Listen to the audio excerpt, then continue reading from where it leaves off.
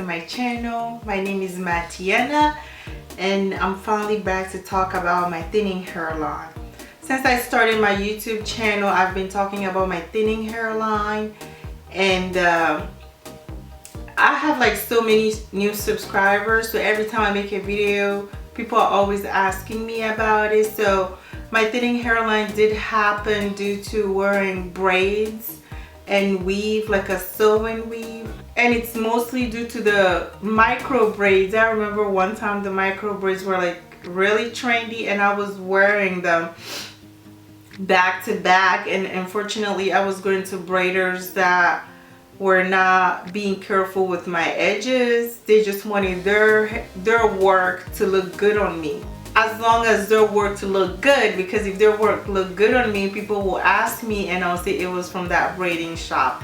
At least that was, when I look back, that's what I came up with, because I remember constantly telling the braiders, be easy on my edges, but regardless of what you said, they still braided tight. And I remember at one point it became like an issue with one of the braiders.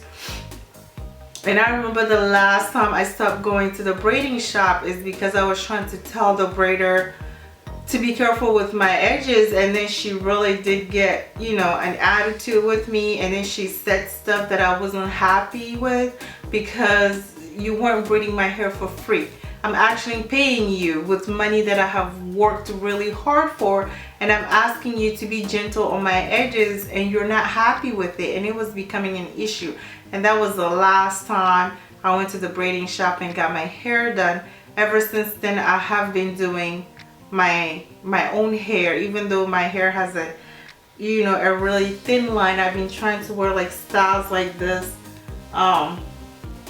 just to cover it. And for a long time I thought I'm going to be okay with it, as long as I keep it covered, it's fine, right?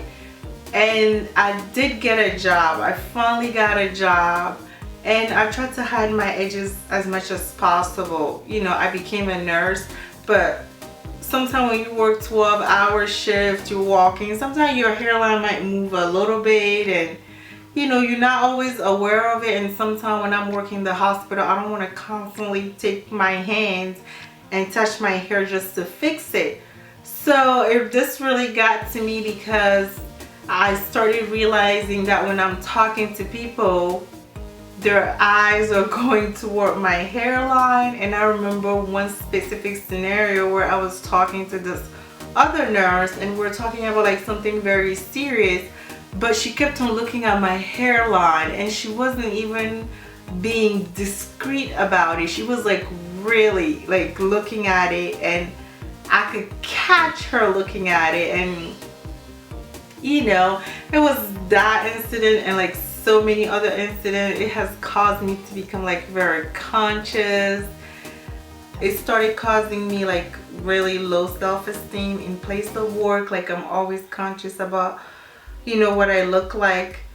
What are the people looking at? Like, are they distracted by what I look like versus what I'm trying to tell you? At my workplace, what I'm saying should be more important than what I look like, but what I look like end up getting all the attention. So I have been thinking about doing something about this hairline. So the first thing that I did is I finally did go see a doctor, and I finally was diagnosed with traction alopecia. I mean, I already know it's due to traction alopecia, but I wanted an actual diagnosis so I can proceed on. So the next thing that I've been thinking about, I haven't yet decided, I've been thinking about getting a hair transplant, and I've been searching around doctors, and I have come to find out that I'm actually a really great candidate for a hair transplant.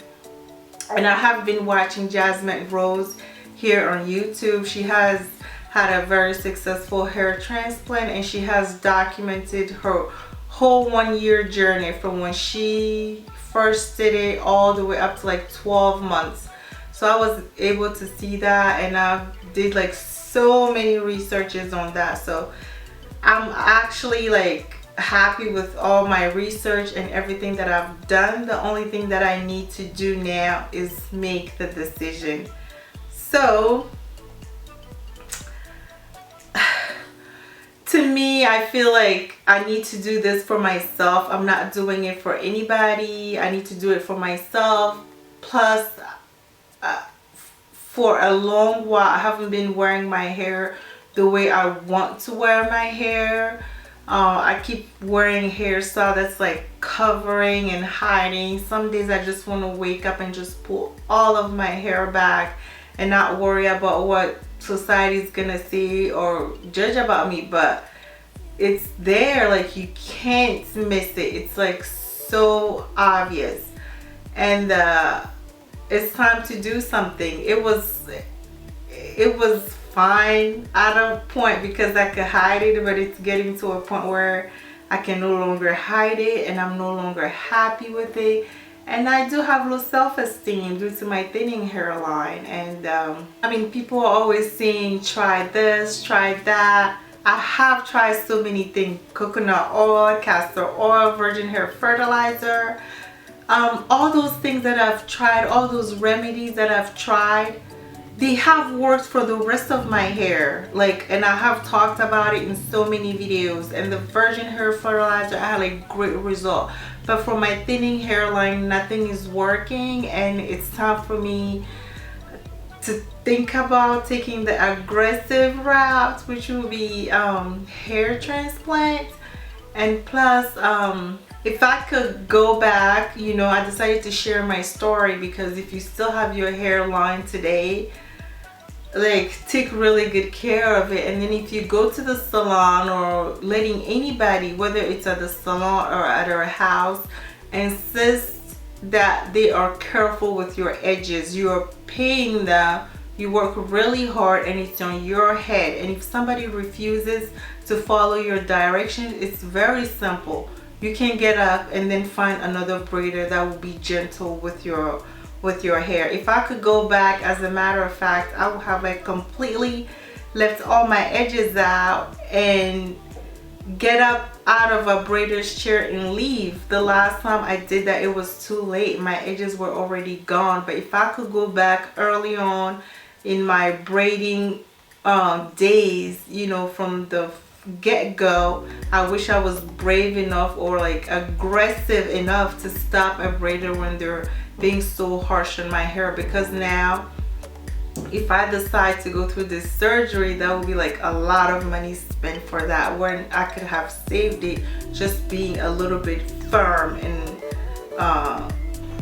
with my demand. So if you guys know any other YouTubers or anybody who's like on social media that have gotten any hair transplant, feel free to share it down below with me. I've done all my research, but it doesn't hurt to see anybody else's journey in order for me to make my final decision. And I'll see you in the next video.